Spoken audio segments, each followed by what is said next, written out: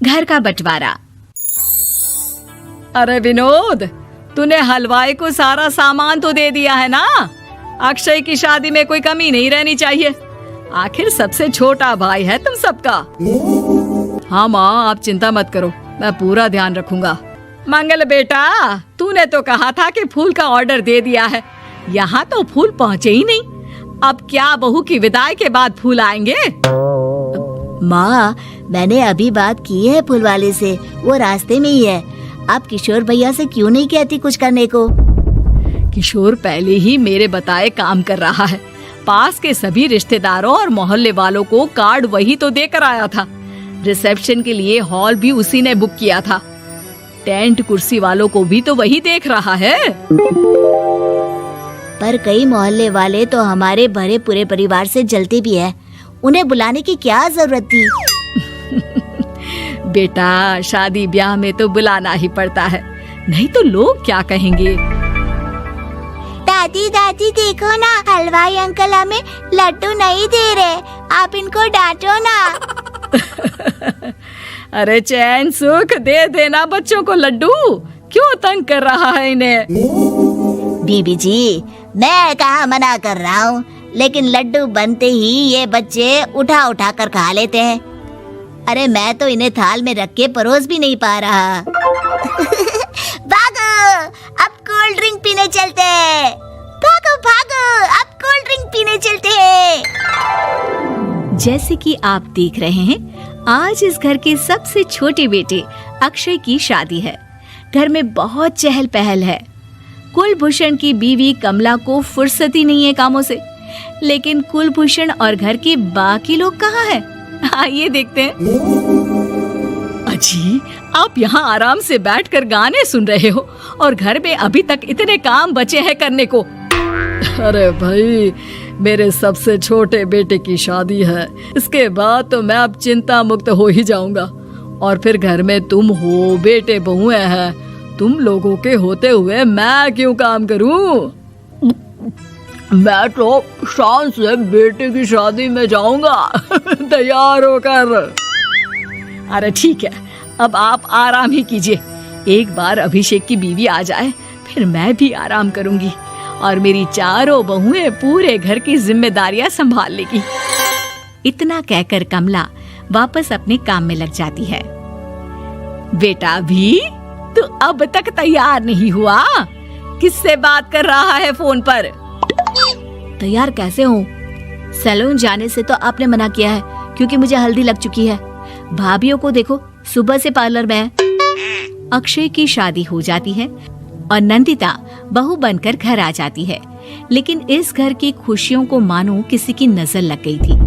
नंदिता के आने के बाद आए दिन घर की शांति भंग होती रहती। अपने माँ बाप की इकलौती बेटी को इतने बड़े परिवार की जिम्मेदारियां कहाँ संभालनी थी? अभी देखो ना, मेरे हाथों की मेहंदी भी अभी नहीं उतरी है और तुम्हारी मम्मी ने मुझे घर के कामों में लगा दिया। मैंने सोचा था कि घर की सबसे छोटी बहू होने के कारण मुझे सब पलकों पर बिठा के रखेंगे, पर यहाँ तो पलक झपकने की भी फुर्सत नहीं मिलती। देखो नंदू, शादी के पहले ही मेरे घर वालों ने तुम्हें और तुम्हारे पेरेंट्स को बता दिया था कि मैं जॉइंट फैमिली में रहता हूँ, तो फिर अब ये शिकायत क्यों? और फिर तुमसे पहले मेरी भाभी भी तो आई थी शादी करके, उन्होंने तो कभी कुछ नहीं कहा। नंदिता तब तो चुप हो जाती है, लेकिन ऐसा बहुत दिनों तक नहीं चलता। अरे नंदिता, माँ बाबूजी की दवाई का टाइम हो गया है, उन्हें दवाई दे आओ और उसके बाद सबके लिए नाश्ता बना देना। पर भाभी, मैं तो अभी अपना फेवरेट सीरियल देख रही हूँ, प्लीज मेरी जगह आप कर लो ना ये काम।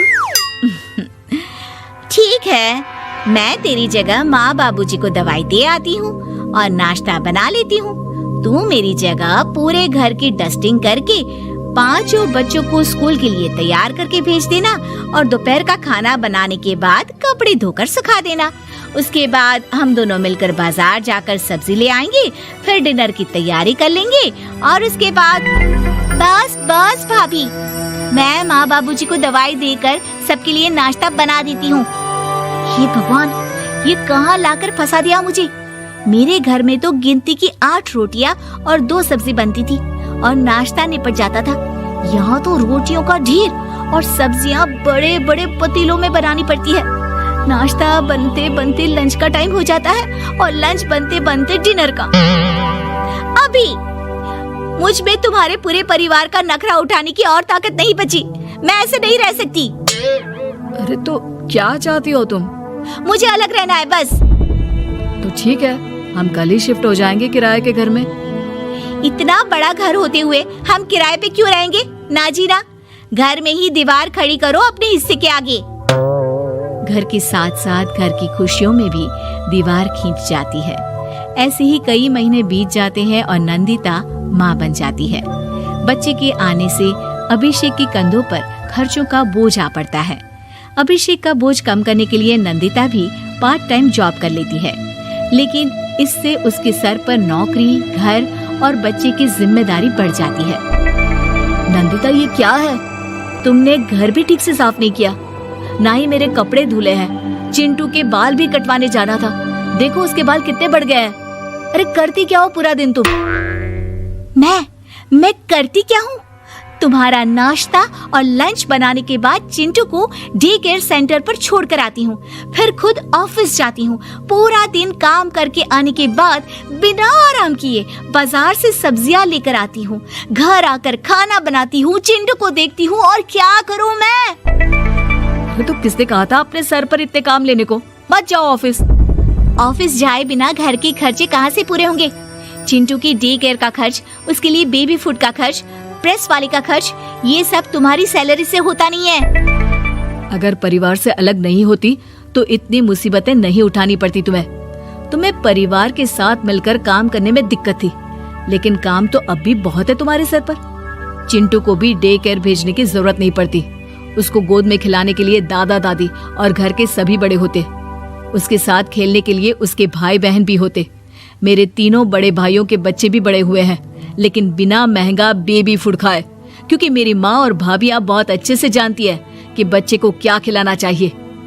बिजली के बिल जैसे खर्चे भी सब मिलकर बांट लेते थे। लेकिन तुम्हें तो सबसे अलग रहने में ही मजा आता है, तो अब शिकायत क्यों करती हो? बस करो अभिषेक, बस करो। मैं मानती हूँ कि मैं गलत थी। मेरे एक गलत फैसले ने हमें बिल्कुल अकेला कर दिया है सबसे। एक घर में होते हुए भी हम बाकी परिवार से अजनबियों की तरह रह रहे हैं। अभिषेक और नंदिता की सारी बातें घर के बाकी लोगों को सुनाई दे रही थी। तभी कमला बोल पड़ती है। अरे नंदिता बहू, किसने कहा कि तुम अकेले हो? तुम्हारा इतना भरा पूरा परिवार है ना तुम्हारे साथ। हम तो बस ये चाहते थे कि तुम अपनी गलती समझ जाओ। अगर हम तुम्हें समझाते तो शायद तुम ना समझती, लेकिन अपनी गलती का एहसास तुम्हें खुद हो गया है।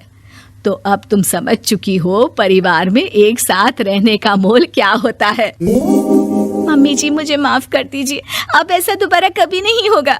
अरे माफी बाद में, पहले मेरा पोता जरा मेरी गोद में तो दे, और तू जाकर सबके लिए चाय बना ला।